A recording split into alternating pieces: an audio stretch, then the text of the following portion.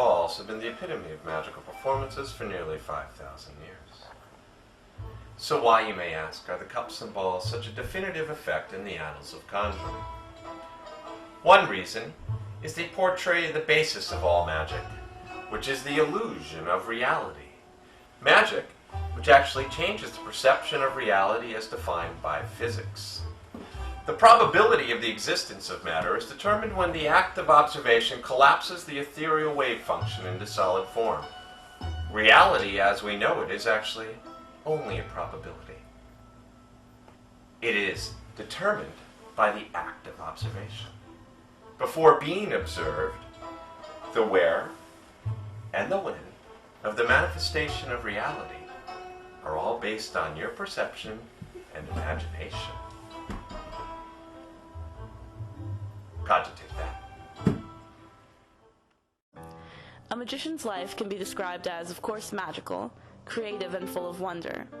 Those who choose to be involved in magic continue to have that sense of wonder that makes anything seem possible. Over time, magic has grown to become a source of awe and entertainment that makes a person's imagination return to him as though he is a child once again. The interesting thing about the magic community, like many other art forms, is that each magician has his own actor show. Even though many magicians perform the same tricks, each performer has his own take on the trick that is magical in its own way.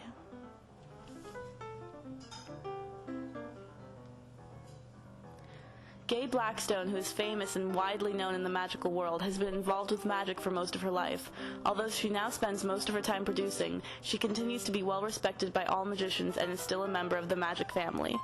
Gay was married and was magician's assistant to Harry Blackstone Jr., the son of Harry Blackstone. Both Harry Blackstone and his son are still considered the best when it comes to professional magicians. With Harry Blackstone Jr. by her side, Gay Blackstone performed on Broadway and was able to travel all over the world. In this first interview, Gay tells us the story of how Milt Larson, the creator of the Magic Castle in Hollywood, first introduced Gay to Harry Blackstone Jr. It was the first time Harry was going to be doing a full act.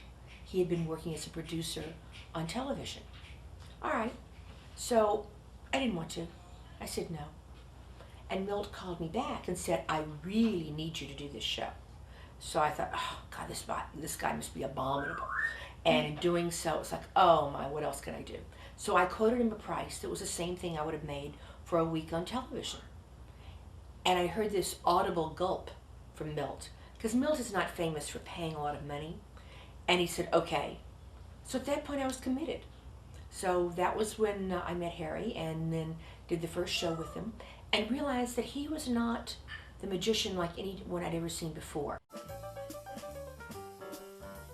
Phil Van Tee, who is a professional magician, performs a comedic magic routine where he becomes a character that has a very hilarious personality and always wears a cowboy hat. Even though some of Phil's family was against this choice of work, Phil has committed his life to entertaining all ages through the art of magic.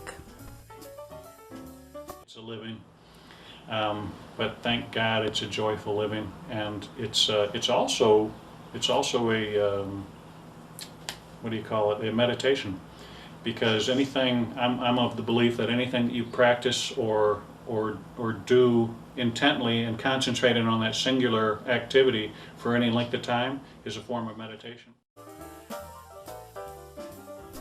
Tom Messerel, whose hobby is magic, is currently living in Los Angeles with a wife and 2 children who have all enjoyed being a part of the magic world. Tom, whose first job was bartending at a restaurant where he could perform his tricks behind the busy bar, is now an astrophysicist. He is also a martial artist, a pastor, and an author.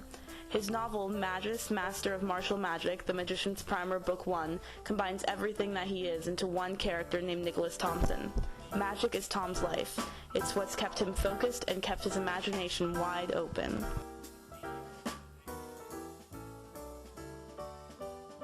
I'm an astrophysicist.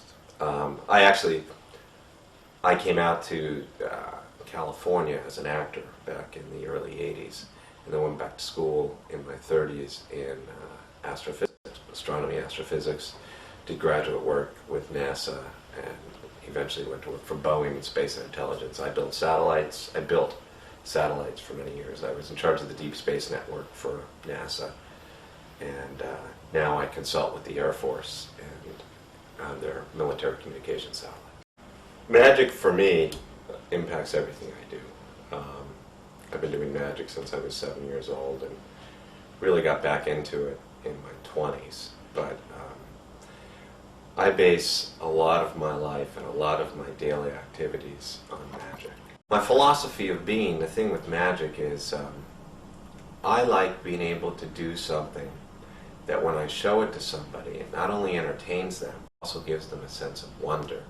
And that sense of wonder, what I mean is that chance that maybe there is real magic in the world, that opportunity to doubt their own beliefs and to actually see that maybe there are some special things that they're not aware of. And when they see a magic trick, they go, wow, that's like impossible. You can't do that. And it sort of opens up the possibilities for them to not limit themselves with their senses and what they believe. It sort of throws them a little off track, and I think that's a good thing. So.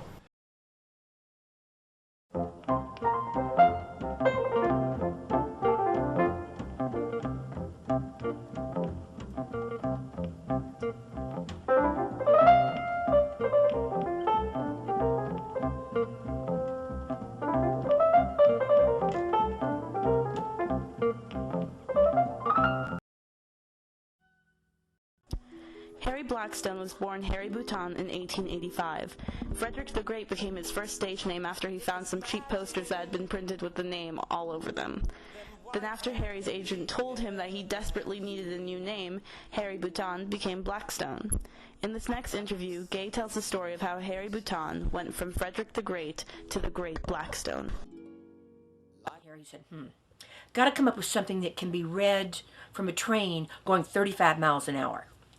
Big deal at that point. So there was Blackstone Cigars. So he said, that's a name that can really be read.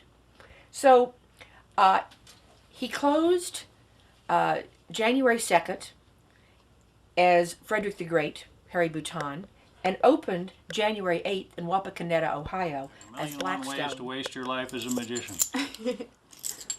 Now, my Aunt Lily was a dealer, a casino dealer. Don't get her mixed up with that other kind.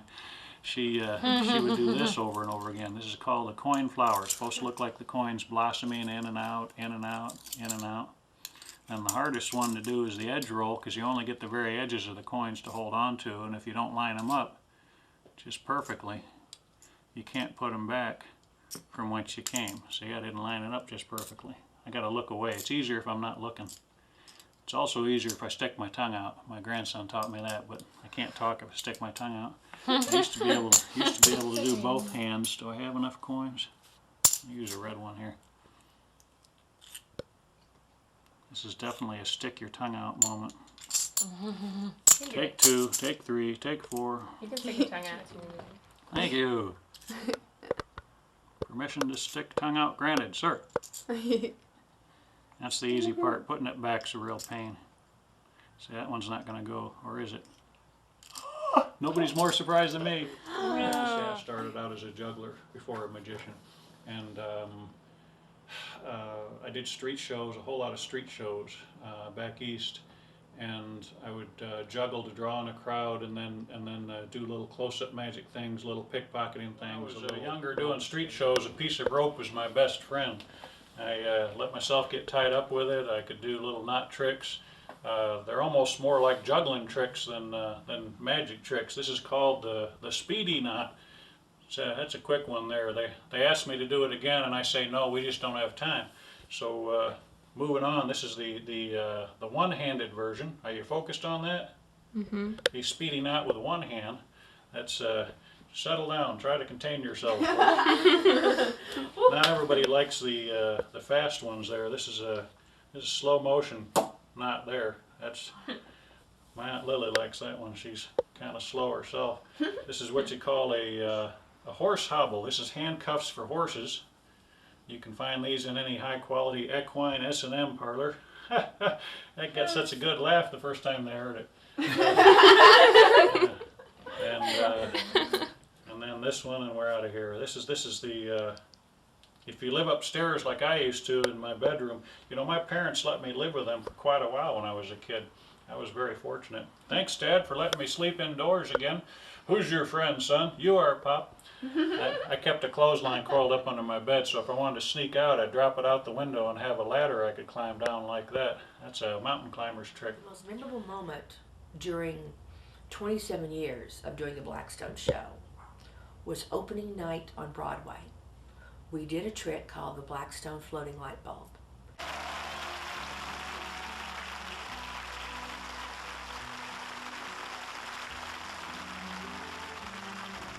Which I would come out with a light bulb. Harry would meet me, take the shade off the bulb, untwist the light bulb, take it out, put the bulb back, but he would have the light bulb.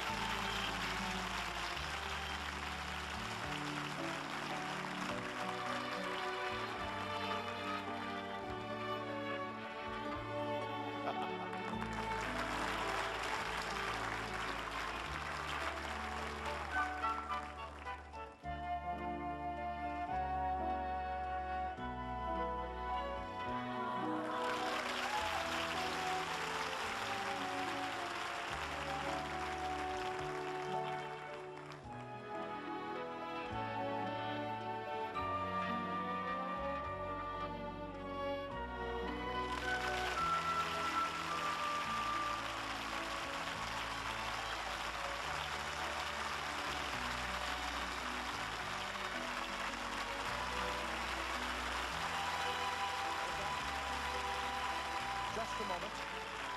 Someone said they could not see it over here. Let me bring it to you so that you may see it. Who was it that said that? Ah, it was the little lady here. Take it, look at it. Don't spill it. Hand it to someone else. Hand it to them, yes. Perhaps you'd like to see it as well. That's it. Look at it. And then, if you would, please, just let go. Oh, and the lady over here. Perhaps you would come? Oh.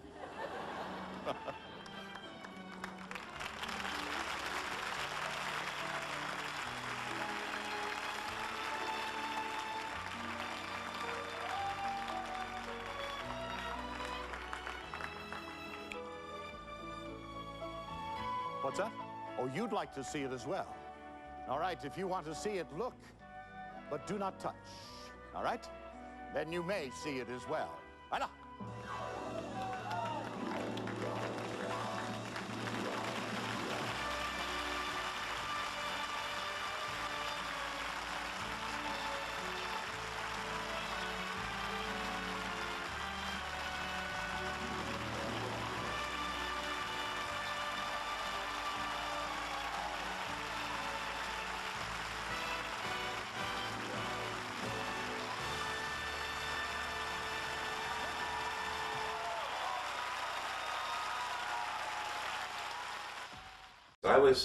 I was very shy when I was small, and I remember having to get up in front of a class and have to read a composition. I turned beet red. It was just very difficult to do any public speaking or do anything in front of people. And when I discovered magic and I did a trick, people were amazed, and it was kind of like it was my lead-in for